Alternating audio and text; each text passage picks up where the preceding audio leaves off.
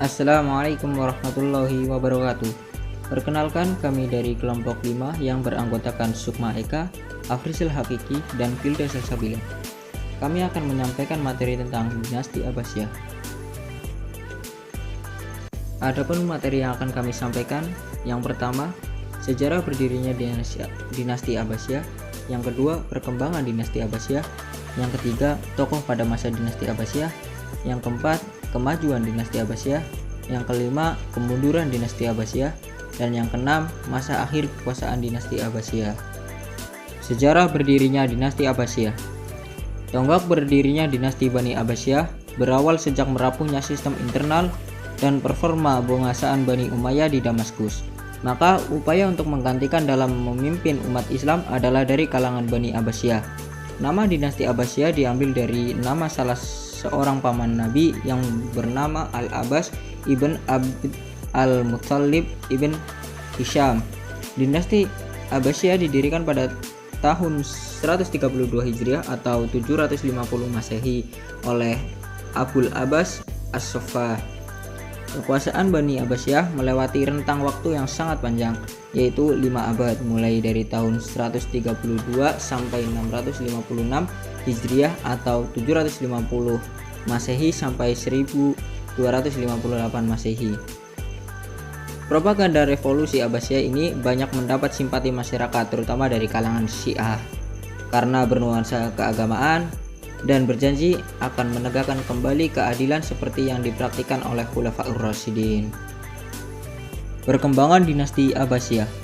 Daulah Abbasiyah mengalami pergeseran dalam pengembangan pemerintahan. Berikut ini adalah masa Daulah Abbasiyah. Yang pertama, diawali dengan tangan besi. Sebagaimana diketahui, Daulah Abbasiyah didirikan oleh Abu Abbas. Pada periode awal pemerintahan, dinasti Abbasiyah masih menekankan pada kebijakan perluasan daerah. Yang kedua, kebijakan Khalifah Al-Muqassim untuk memilih An-Nasir Turki dalam ketentaraan kekhalifahan Abbasiyah dilatar belakangi oleh adanya persaingan antara golongan Arab dan Persia pada masa Al-Ma'mun dan sebelumnya. Khalifah Al-Mutawakkil merupakan awal dari periode ini adalah khalifah yang lemah. Yang ketiga, keadaan khalifah lebih buruk ketimbang di masa sebelumnya, lebih-lebih karena Bani Buwayhi menganut aliran Syiah. Akibatnya,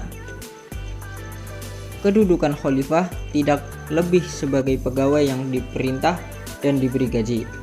Yang keempat, keadaan khalifah memang sudah membaik, paling tidak karena kewibawaannya dalam bidang agama sudah kembali setelah beberapa lama dikuasai orang-orang Syiah. Yang kelima, Khalifah Abbasiyah tidak lagi berada di bawah kekuasaan suatu dinasti tertentu. Mereka merdeka dan berkuasa, tetapi hanya di Baghdad dan sekitarnya. Tokoh pada dinasti Abbasiyah. Pada dasarnya, tokoh pada dinasti Abbasiyah itu ada 37. Berikut kami paparkan tokoh-tokoh yang paling terkenal. Yang pertama, Abul Abbas As-Saffah.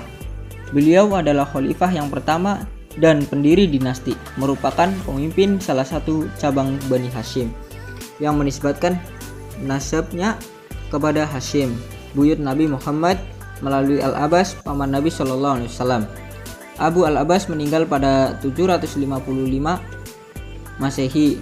Hanya 5 tahun setelah menjatuhkan Bani Umayyah, ia digantikan saudaranya Al-Mansur.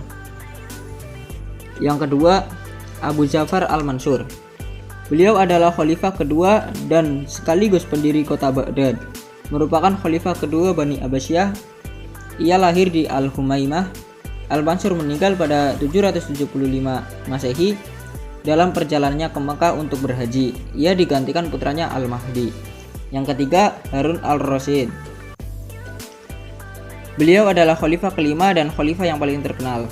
Harun Al-Rasyid adalah khalifah kelima dari kekhalifahan Abbasiyah dan memerintah antara tahun 786 Masehi hingga 803 Masehi.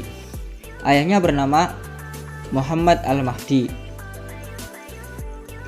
Yang keempat, Khalifah Al-Ma'mun. Beliau adalah khalifah yang ketujuh dan sekaligus pendiri Baitul Hikmah. Beliau mendapat gelar Abu al-Abbas dengan nama aslinya Abdullah bin Ar-Rasyid bin Al-Mahdi. Adalah seorang khalifah Bani Abbasiyah yang berkuasa pada tahun 813 Masehi sampai 833 Masehi. Ia meninggal pada usia 48 tahun. Dilahirkan pada pertengahan Rabiul Awal sekitar tahun 170 Hijriah atau tanggal 14 September 786 Masehi. Keturunan Al-Ma'mun tidak ada yang meneruskan menjadi khalifah. Kekuasaan diteruskan oleh keponakannya, anak dari Al-Muttasim yang bernama Al-Watsik. Kemajuan pada masa dinasti Abbasiyah.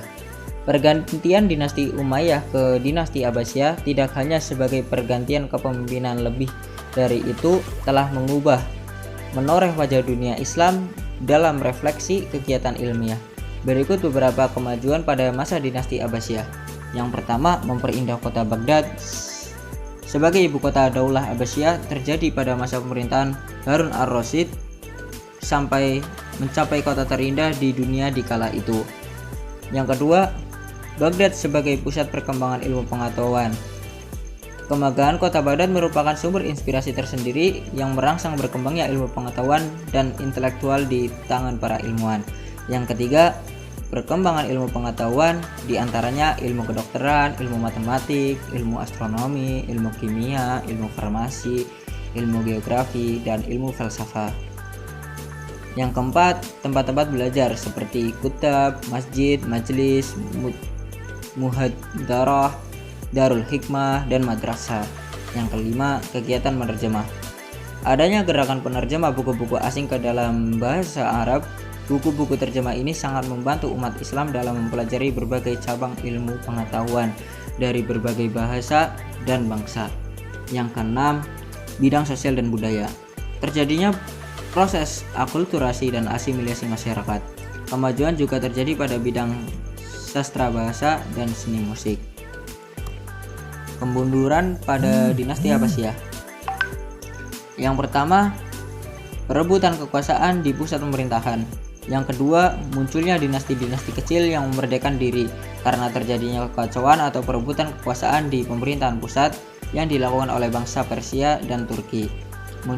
Munculnya aliran-aliran sesat dan fanatisme keagamaan karena cita-cita orang Persia tidak sepenuhnya tercapai untuk menjadi penguasa, maka kekecewaan itu mendorong sebagian mereka mempropaganda ajaran agama. Gaya hidup mewah dan foya-foya pada lingkungan pejabat dan keluarganya. Ketidakmampuan para khalifah dalam melaksanakan tugas dengan baik. Dan yang terakhir, luas wilayah kekuasaan dan lemahnya perekonomian. Masa akhir kekuasaan dinasti Abbasiyah. Akhir dari kekuasaan dinasti Abbasiyah adalah saat Baghdad dihancurkan oleh pasukan Mongol yang dipimpin oleh Hulagu Khan pada tahun 656 Hijriah atau 1258 Masehi. Baghdad dihancurkan dan diratakan dengan tanah. Pada mulanya, Hulagu Khan mengirimkan suatu tawaran kepada khalifah dinasti Abbasiyah yang terakhir, yaitu Al-Muttasim Billah, untuk bekerja sama menghancurkan gerakan assassin. Tawaran tersebut tidak dipenuhi oleh khalifah. Oleh karena itu timbullah kemarahan dari pihak Hulagu Khan. Pada waktu penghancuran kota Baghdad, khalifah dan keluarganya dibunuh di suatu daerah dekat Baghdad sehingga berakhirlah dinasti Abbasiyah. Penaklukan itu hanya membutuhkan beberapa hari saja. Tentara Mongol tidak hanya menghancurkan kota Baghdad, tetapi mereka juga menghancurkan peradaban umat Islam yang berupa buku-buku yang terkumpul di Baitul Hikmah, hasil karya umat Islam yang tak bernilai harganya. Mungkin itu saja yang bisa kami sampaikan. Apabila ada kekurangan atau kesalahan, kami mohon maaf yang sebesar-besarnya. Wassalamualaikum warahmatullahi wabarakatuh.